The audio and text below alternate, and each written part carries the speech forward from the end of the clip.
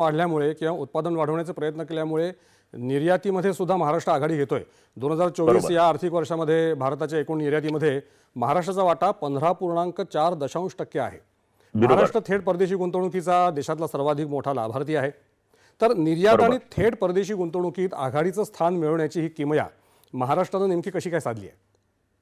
तर foreign direct investment, परदेशी गुंतवणूकमध्ये वाढ करण्याकरता मुख्यमंत्री प्रत्येक मोठे बाहेरचे देशात त्यांना तिथे नेटवर्किंग करून आणि डॅवोसला उपस्थित राहून मोठ्या प्रमाणावर परदेशी गुंतवणूक आणण्यासाठी आपण एक वातावरण निर्माण केलं आहे. पण फक्त वातावरण निर्मितीमुळे आपल्याला परदेशी गुंतवणूक मिळत नाही. बरोबर. आपल्याला इथे फॅसिलिटीज निर्माण केले पाहिजे.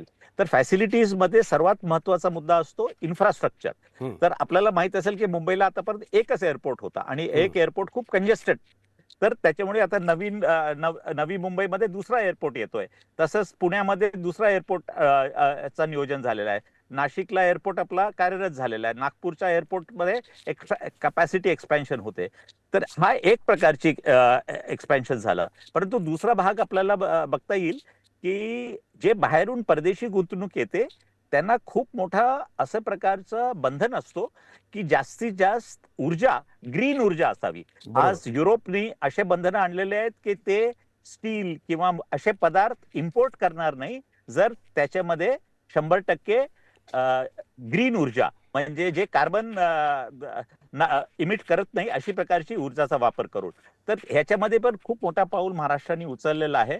तर महाराष्ट्रात 40% पर्यंत सोलार आणि हायड्रो आणि असे ग्रीन ऊर्जा ज्याच्यामध्ये कार्बन नाही आहे या प्रकारचे ऊर्जाकडे आपण उत्पादनात प्रगती केलेली आहे. आणि तिसरा मुद्दा आहे की आपल्याला एक्सपोर्ट करण्याकरता पोर्ट्सची कॅपॅसिटी वाढली पाहिजे. आपल्याकडे आतापर्यंत फक्त मुंबई आणि JNPT असे दोन महत्वाचे मोठे पोर्ट्स होते. बरोबर. आपण खासगी पोर्ट्सलाही वाढ दिलेली आहे, ज्याच्यामध्ये डिगी पोर्ट आहे, JSW चा जयगडला पोर्ट आहे. पण त्यासोबत वाडावान हा आपला सरकारी पोर्ट महाराष्ट्र मॅरिटाईम बोर्ड आणि JNPTचे संयुक्त विद्यमानाने आपण तयार करतोय. तर हे पोर्ट्स फॅसिलिटीजमुळे एक्सपोर्ट्सला खूप मोठ्या प्रमाणावर आपल्याला वाव मिळतोय. सर, मगाशी तुम्ही ऊर्जा क्षेत्राचा उल्लेख केलात. या ऊर्जा क्षेत्रासोबतच